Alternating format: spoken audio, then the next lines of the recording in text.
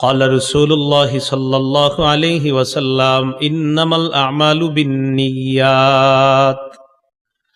রাসূলুল্লাহ সাল্লাল্লাহু আলাইহি সাল্লাম বলেন, আমলের শুদ্ধতা নির্ভর করে নিয়তের উপর। আমলের প্রতিফল পাবো কি পাবো না এটা নির্ভর করে নিয়তের উপর। বুখারী শরীফের যে প্রথম হাদিসটা,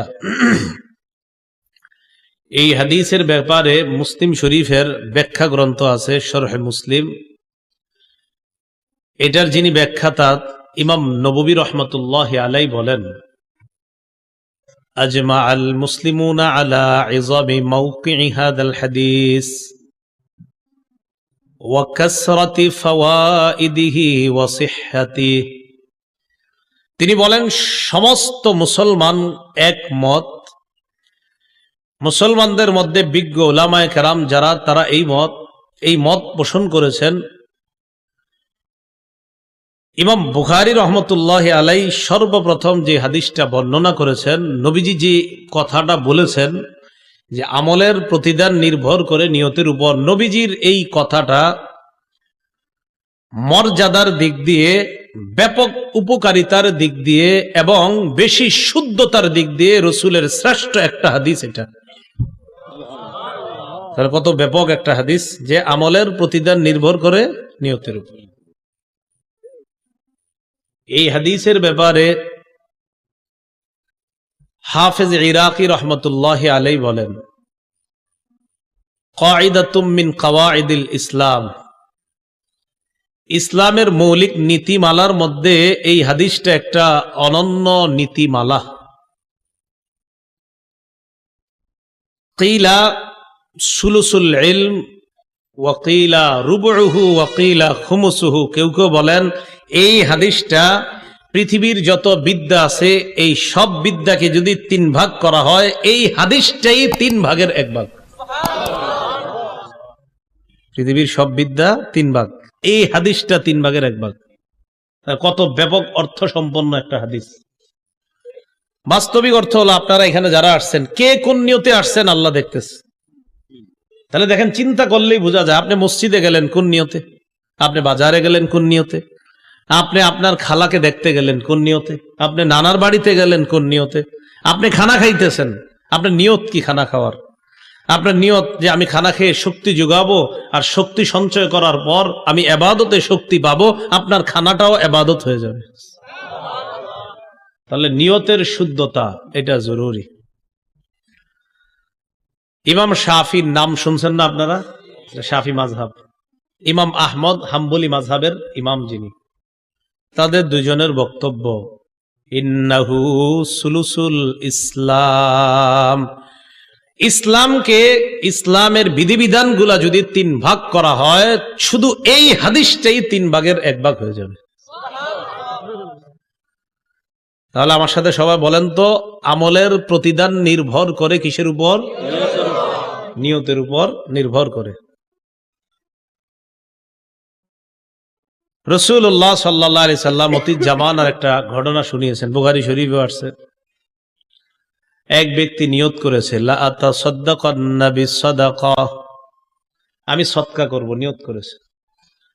ফাখারাজা বিসসাদাকাতিহি ফাওয়াদাআহা আলা ইয়াদি সারিক, রাতের বেলা সদকা নিয়ে বের হয়েছে। তো সদকা নিয়ে বের হওয়ার পর কেউ যেন না দেখে, এক ব্যক্তিকে রাস্তায় দেখা তার হাতে সদকাটা দিয়ে দিছে।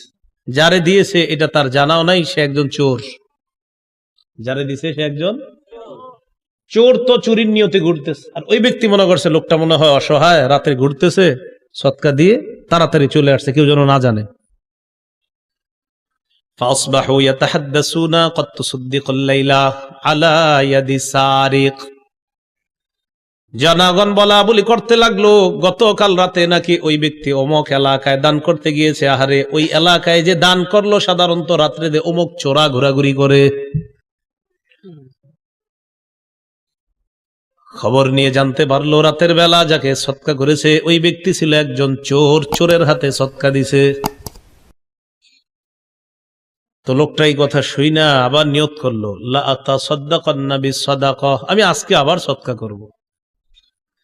فخرج بصدقته فوضعها على يد زانية।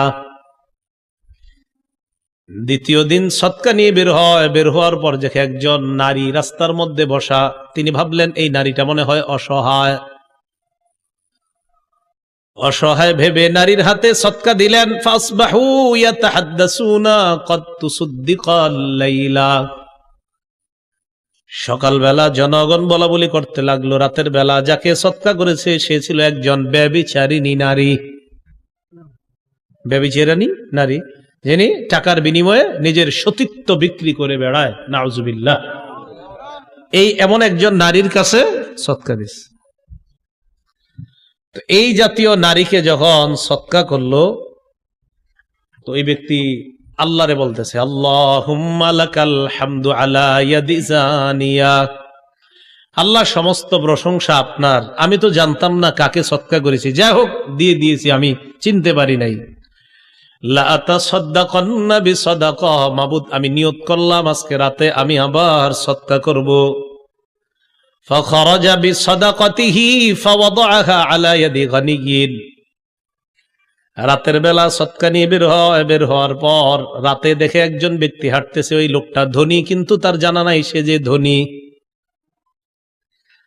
প্রথম দিন বের হয়ে এক ব্যক্তিকে দেখলো, ওই ব্যক্তি যে চোর তার জানা নাই, চোরের হাতে সদকা করে। দ্বিতীয় দিন একজন নারীকে দেখলো, নারী যে টাকার বিনিময়ে নিজের সতীত্ব বিক্রি করে বেড়ায় তার জানা নাই, তাকেও সদকা করলো। তৃতীয় দিন রাস্তায় বের হওয়ার পর দেখে একজন ধনী মানুষ, কিন্তু সে জানে না লোকটা ধনী। সে মনে করলো লোকটা মনে হয় অসহায়, এই জন্য রাতের বেলা একা হাঁটাহাঁটি করতেছে, ধনী মানুষটার হাতে সদকা করে দিছে। ধনী মানুষ সৎকার যোগ্য, সৎকার করে দিছে। তো ধনী মানুষ উনিও বুঝতেছে না কি ঘটনা, কি দিয়ে গেল, দিয়ে আবার তাড়াতাড়ি চলে যাইতেছে, কারণ কেউ যাতে না দেখে। তো আসার পর পরের দিন সকালবেলা ফাসবাহু ইয়াতাহাদ্দাসুনা ক্বাদ তুসাদ্দিকাল লাইলাতা আলা ইয়াদি গানিয়্যিন। জনগণ বলা বলি করতে লাগলো, রাতের বেলা যাকে সদকা করা হয়েছে সে ছিল একজন ধনী মানুষ। ওই লোকটা আল্লাহকে বলতেছে, আল্লাহুম্মা লাকাল হামদু আলা ইয়াদি সারিক ওয়া ইয়াদি জানিয়া ওয়া ইয়াদি গানিয়্যিন। আল্লাহ, আপনার প্রশংসা আমার জানা নাই, আমি না জেনে ধনীকে সদকা করলাম, চোরকে সদকা করলাম, ব্যভিচারিণী নারীকে সদকা করলাম, কিন্তু ব্যাপারটা আমার জানা ছিল না। টাকা পয়সা নাই, যদি থাকতো তো আবার সদকার নিয়ত করতো, কিন্তু আর নাই সদকা করার মতো। আজকে রাতে আর সদকা নিয়ে না বের হয়ে ঘুমায় গেছে, আল্লাহর প্রশংসা করছে, ঘুমায় গেছে। ঘুমানোর পর কে যেন স্বপ্নে বলতেছে, তুমি যে 3টা সদকা করেছো, তোমার 3টা সদকা কবুল করা হয়েছে। আম্মা সাদাকাতুকা আলা ইয়াদি সারিকিন, তুমি চোরকে সদকা করলা, তোমার তো জানা নাই।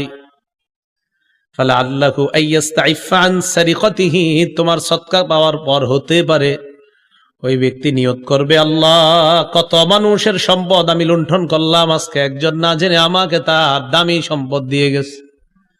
মাবুদ, আমি নিয়ত করলাম আমি আর চুরি করব না, হতেও তো পারে তোমার সৎকার কারণে ওই ব্যক্তি চুরি থেকে বেঁচে যাবে। দ্বিতীয় দিন তুমি সদকা করলাও, আম্মা সাদাকাতুকা আলা ইয়াদি জানিয়া ফালা আল্লাহা আন তাস্তাইফা আন জিনাহা, তুমি যে সদকা করলা ব্যভিচারিণী নারী, ওই সদকার টাকা দেওয়ার পর চিন্তা করতেছে, মাবুদ আমি আমার সতীত্ব বিক্রি করে কত মানুষের কাছ থেকে টাকা নিলাম, আজকে একটা সহজ সরল মানুষ আমারে অসহায় ভেবে সদকা করলো। এই নারীটা যদি আল্লাহকে বলে, আল্লাহ আমি নিয়ত করলাম আমি আর কখনোই অপকর্ম করব না, হতে পারে তোমার এই সৎকার কারণে একটা নারী তার সারা জীবনের এই ভয়ঙ্কর অপরাধ থেকে আল্লাহ তাকে হেফাজত করবেন। আম্মা সাদাকাতুকা আলা ইয়াদি গানিয়্যিন, চোরকে তুমি সদকা করলা, ব্যভিচারিণী সদকা করলা, তৃতীয় দিন তুমি ধনী মানুষকে সদকা করলা।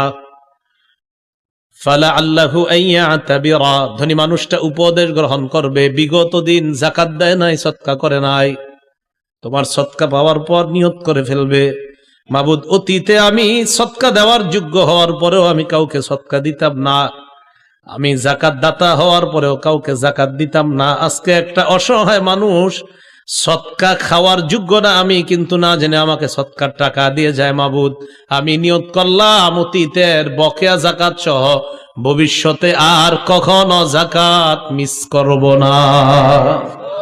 তোমার তিনটা সৎকা নিয়ত ছিল তোমার খালেস।